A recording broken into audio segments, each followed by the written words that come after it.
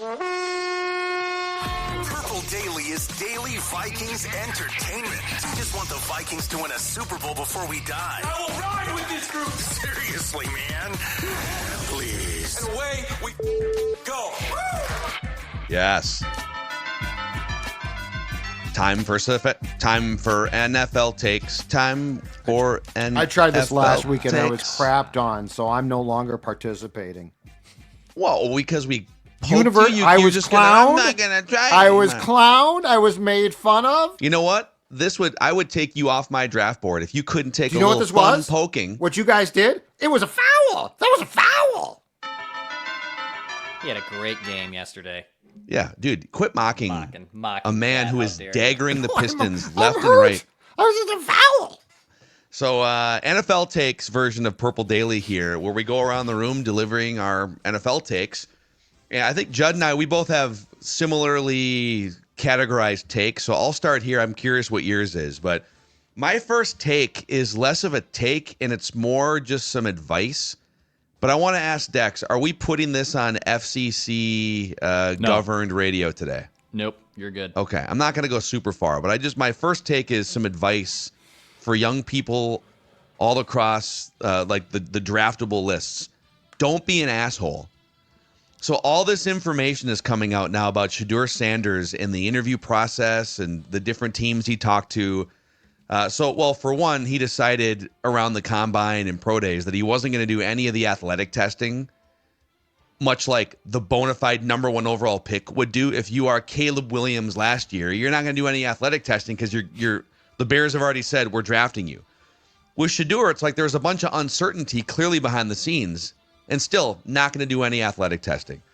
And then he's got the legendary diamond chain necklace on draft night with the legendary custom draft room. And they're live streaming all this content on social and Twitch and stuff, like just hyper ego all over the place. But now we have even more information about, like, you can live with some, whatever. If he's a really good player, the talent to baggage ratio or the talent to cockiness ratio, like his dad was a good enough player where teams are like, you know what? We'll deal with some of the stuff that comes with Deion Sanders because that dude's awesome. He's a Hall of Famer. So Rick Neuheisel went on, former college coach. Wasn't he a Colorado coach back in the day? Colorado, UCLA? Yeah. Yeah. So he was on Sirius XM, college sports radio channel, over the weekend and said an NFL coach told him Shedeur Sanders took a personal FaceTime call during an interview with an NFL coach. Instead of ending the FaceTime call, he stayed on it during the interview. Wow. I got another one for you. Yeah, I was going to say, I thought you were going to keep going. Yeah. Yeah, Todd McShay went on his podcast on The Ringer, and he said, apparently he said this weeks ago, but he reiterated it after this was all happening over the weekend, that Shedeur Sanders didn't have a great interview with Giants head coach Brian Daboll. So Daboll and the Giants sent Shedeur like a preparation package for some of the stuff they were going to run by him, like because they go through like play calling and simulations. Daboll's notorious for this. Yes. The preparation wasn't there for an install package, and Daboll called him out for it. Like, dude, did you not prepare for this? And Shedeur got pissed that Daboll called him out for not being prepared for the install package discussion. And that explains why the Giants passed on him. But there's all these stories now coming out that he mailed in these interviews. He's on a FaceTime call during a discussion with an NFL head coach.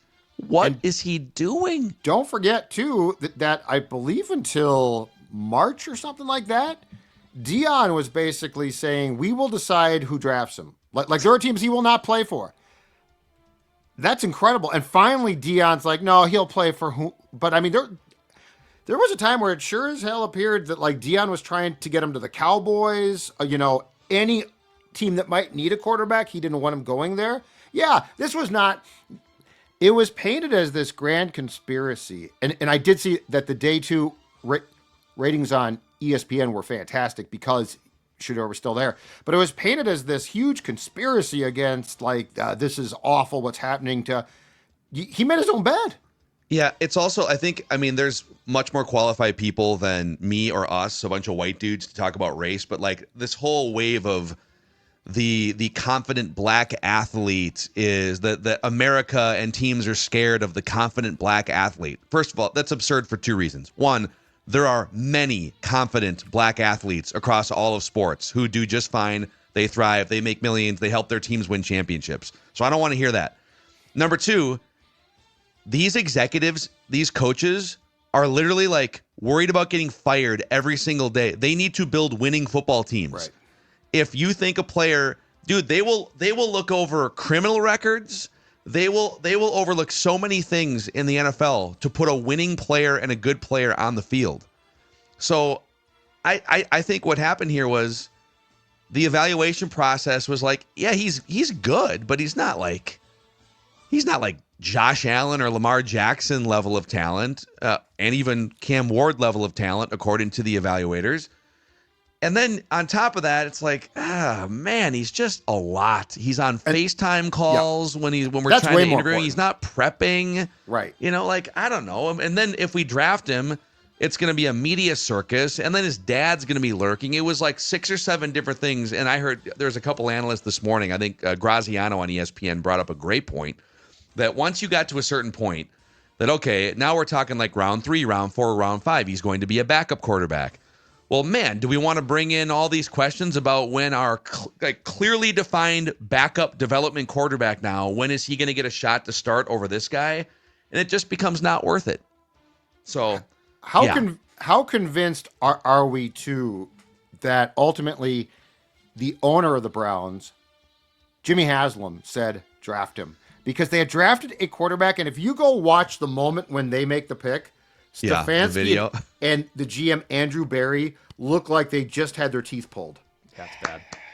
I mean, there's no way the Browns, and it's such a Browns circus, right? Because it's going to be a circus. They had 3 picks in the top like 40 picks, or I think it was 3 in the top 36. And they killed it. They did well. They passed on him all those times. I think they did well too. So to then come around, it kind of feels like if you don't take him with one of your first 3 picks in the top 36, that you probably can't take him, but they did. So maybe the owner did step in and make an executive decision. Okay. My statement is actually off of the Shedeur situation, and it's this.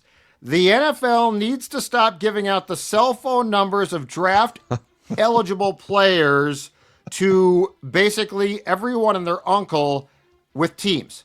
So it turns out that the league gives out the numbers for the kids who are at the draft and the kids who are now participating virtually to teams. And they give them to the GMs. They give them to like the player personnel guys, to the coaches, to the IT departments. There was not 1, there was not 2. There were 3 instances of crank calls to draft picks, including Shedeur. It turned out that the Falcons, the son of the Falcons, DC Jeff Ulbrich, his son Jax and his buddy got the number, and the league's investigating now to try to find out. But let me suggest this. Why are we giving out the numbers? The DC does not need the number of a guy who's... The GM needs it, okay? Then he can, when the player's drafted, give it to the necessary people. But what are we doing here? Why are we giving out these numbers? You are inviting this, and it happened. Is it... Okay, I'm going to ask some dumb questions here. Maybe these are better served for O-line committee with, like, Jeremiah is an agent and would know these things. It'd be great to ask about this. Is it possible that there's a communication pipeline between a player that you're trying to decide, is he... I mean, obviously, Shedeur is an offensive player, so I don't know why he would need, like, a defensive coordinator wouldn't...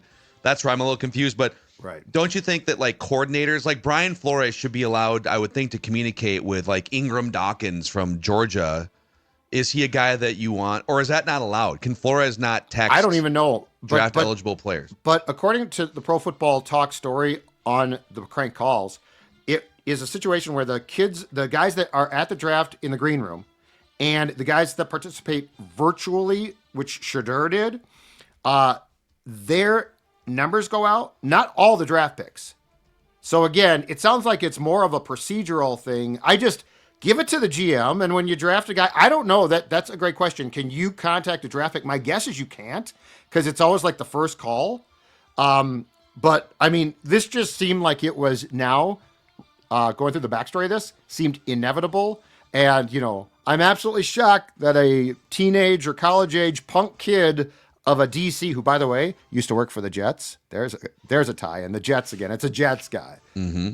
He was the interim head coach after Robert Saleh got fired. And he's now the Falcons DC, and the Falcons, as we saw yesterday, had to, call Shedeur, had to send out an apology publicly. The kid they wrote an apology for the kid. The kid's apology was so not written by the if kid. I know that we're not parents here, but if this was your kid and you're Jeff Ulbrich, you're 48 years old, you got a taste of being an interim head coach, you're a highly regarded defensive coordinator, like you're pretty close to being a head coach in the NFL if you have a couple good years, and your kid tries to tear it all down basically, what would your reaction be as a parent? I would disown the kid. You never talk and I would to make him that again. very public, because much like the Shedeur Dion thing, I'm going to tell you right now, if I'm a team, I'm like, this guy can't control his own kids. How can he control my team? Right. I'm out on Jeff Ulbrich based on this. Yeah, This is where, being married to a publicist and person who writes press releases would really come in handy, though. So I think I'm in good hands in the event that something like this happens, because she can just write the. She probably has like 10 of them drawn up for things that you could possibly screw up. Probably have things that I've already screwed up that she has just saved as documents, just ready to rock and roll. But that's you. Like if you screw yourself, Declan screwed Declan. But this is like your college-age kid did this and somehow thought it was funny. It is kind of funny, but it's like also terrible in so many ways. It's such a high level, though. Like it's such a like when I was a kid before cell phones, clearly wall phones, right? If you liked a girl, you'd crank call her house, but you didn't crank call like your dad's boss or like you didn't submarine your parents. There's a line. There's a line. You don't submarine your parents. All right, I'll give you an NFL statement. It's not Shedeur related, but it's quarterback related from the draft. And my NFL take is, I think my favorite QB landing spot is Jalen Milroe to the Seahawks. I think this is a perfect landing spot for him. He gets to sit behind Sam Darnold. He's a quarterback, by the way. I'm not turning him into a gadget player. Like, there might be some packages of plays that he can step in as a QB for the Seahawks, maybe even as quick as this year. But in this terms of, like the whole Lamar Jackson thing from 8 years ago, like, no, this guy's a quarterback. And speaking of exit interviews and pre-draft process, Jalen Milroe was super impressive in those, and even has the awareness to say, I guess the big one that kind of made the rounds was, what could you be better at? And he goes, well, how much time do you have? And he went into chapter and verse and provided all the things that I know I need to be better at. Was he wearing a legendary diamond necklace when he said this, or no? He actually, instead of taking a FaceTime, he was just actually voice texting. Voice text. Oh, By so the it way, wasn't quite as bad. Okay. Side tangent. I'm not a fan of the speakerphone FaceTime in public situation, but if you are a voice-to-talk texter in a public setting, please stop. This happens in a press box. I'm not going to name who does this, but this happens in a local press box, and it drives me up the wall. Can you give us a hint? Up the wall. Someone guys that we know who it is. You guys know. Of course we know who it is, but I want more of a hint. Yeah. I can't stand that. It blows my mind. Hi, honey, period. I should be home around 7 o'clock, period. Wow. Kepler really hit that ball. Like, did we need to say it out loud? God. Anyway, Jalen Milroe to the Seahawks, I think, is a perfect landing spot. He gets to sit there a little bit behind Sammy D, gets to learn the system, and hopefully work out those kinks that he was really good at addressing in his pre-draft interviews. It's also a great hedge because the way that contract for Sam Darnold is structured, it's not like, when Kirk signed a 3-year deal to come to the Vikings, that was ironclad, fully guaranteed. You're in for 3 years with Kirk Cousins at $87 or $90 million, right? Sam Darnold's is 3 years, $100 million, but only like the first year and change is fully guaranteed. So it's kind of a 1-year contract that is, let's see as we go up to the $100 million. So, if outside of the Kevin O'Connell Vikings infrastructure, Sam Darnold turns back into a pumpkin, the Seahawks are smart to have. Now they brought Drew Lock in too for another round as a backup, but they're kind of smart to have a little pipeline with Jalen Milroe joining it to maybe step in if needed. The Darnold contract feels a little bit like a 2025 version of the Case Keenum contract to Denver. Yeah. Hey, you had a really nice year. Let's make it look good. And then And that was like a 2-year, 36 or something. Yeah, it was like way less money. Yeah. It was way less money, but I'm saying both of those had like instantaneous parachutes. Yep. And that's, I think Sam probably needs a prove it year. Sure. So Dex gave you a team that I liked. I feel like I've been pumping the tires on this team for a few weeks on Purple Daily NFL Takes, but I kind of love what the Raiders are doing these last few months, is my next take. Pete Carroll, people laughing about Carroll. Jeremiah Searles laughed at him. Yeah, and I'm fighting with him on that. But I get that he's old. He's like 73. Chewing gum. But that gum chewing has kept him young. He's got that jawline. He stays in shape. He's not going on 60 Minutes with his escort girlfriend doing weird interviews with his. You threw it out there. It's all over the place. I was going to throw that out as my NFL take, but I wanted to keep it on brand with the draft thing. That Bill Belichick, dude, it's a disaster. It's a disaster. We're not talking about this, Declan. Doing, Declan, we're not talking about this. What are we doing? It's weird, man. It's almost like he's lost some of his mental faculties, and she's like puppeting this whole thing. It's going to be, boy. It's kind of funny how like 6 years ago, when Brady and Belichick were about to part ways, and everyone's trying to figure out, okay, we're going to find out who really deserves the credit. And obviously, like Belichick was a great coach in his day, great defensive coach. But Brady immediately wins a Super Bowl, retires shortly after, gets a $350 million broadcast deal, and is now turning around my Raiders with Pete Carroll and Ashton Genty. They draft him, Brock Bowers, and Bill Belichick stumbles the last 4 years in New England, gets essentially blackballed by the NFL, takes like the fifth best job in the ACC, and can't even put a hooded sweatshirt on without holes all over the chest for the interview. Now we know why he couldn't get a job. Like, teams saw this. Yeah. And she publicly makes it seem worse, but something's off. Like he clearly talked to, because I was certain a year ago, the Falcons, right? Makes perfect sense. He can run the team. Yeah. But Arthur Blank saw this. Like, it's sad, and he probably needs to not be coaching. Yeah. Something is very off. Yeah. Bill Belichick has she's 25. Yeah. Like, stepping in to like run what he can talk about and what that's not. It's that's odd. Not right. It's odd.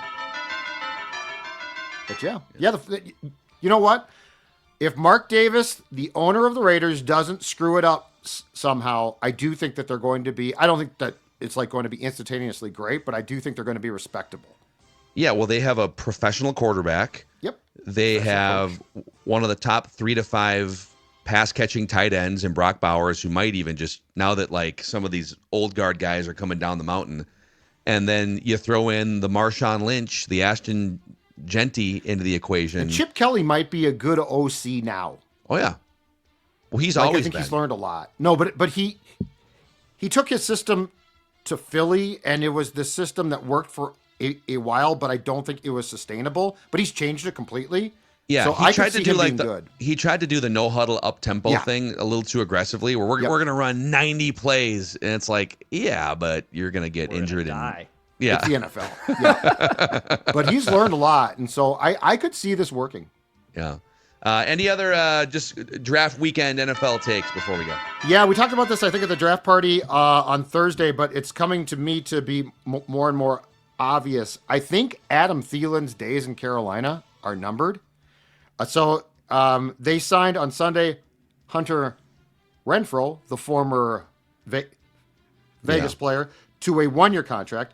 They drafted Ted McMillan in the 1st round. They drafted Jimmy Horn Jr. in the 6th round, and they already have 2024 first-round pick Xavier Leggett and Jalen Cocker on their roster. Thielen's going to be 35 in August. That's a lot of guys on a depth chart, and it's a lot of young guys, and my guess is they don't want to lose those guys. I wonder if Thielen's going to be somewhere else at the start of next season, because I don't think he's going to retire. Okay, Jefferson, Addison, Naylor, Ty, Maryland kid that they drafted with their... Jerome? Yep. Felton. Felton. Oh, Jerome Felton is what you were thinking there, former Vikings fullback. Adam Thelen as the fifth guy in that room. I mean, if he'd accept it, I think it's plausible. Again, as long as I think the most important thing that we don't know is how was the real relationship between him and O'Connell at the end. He was very classy. I think it's okay now. But his wife's comments sort of reflected clearly what he was saying. And so, but if it's okay, I mean, I think it'd be fine. But I don't think with the way the Panthers are going, I don't see a fit for him there now because they've got a lot of depth and it's pretty good young depth. Well, he's at the point now where he's not going to get he's going to have to choose between like taking a bigger paycheck from because there's not a top team that's going to like give him a big paycheck at this point because he would get cut from the Panthers or traded before week 1 for like a 6th round pick. Right. And he'd probably have to play with his new team on like a league minimum, like a veteran minimum contract. So really for him, it's about, do you want to contend for a Super Bowl before you retire? And there'd be maybe 6, 7, 8 teams that you'd choose from around the beginning of September, end of August, and the Vikings would be on that list. Plus, he's gotten to know J.J. McCarthy a little bit. He's played some catch with J.J. McCarthy. He's played some golf with J.J. McCarthy. Yeah. So high school fields, Woodbury, Yeah. right by Dex, all throughout. He's been playing catch with. It's something to keep an eye on. Yep. It's something to keep I'm an just eye throwing on. it out there. All right, dudes. Those are some NFL takes here. It's our weekly show going on, 3 months now? Usually Mondays or Tuesdays, where Purple Daily itself is not enough to contain all of our football takes. So thank you guys for supporting this little spin-off version of Purple Daily NFL takes. For Judd, for Dex, I'm Phil. We'll see you guys.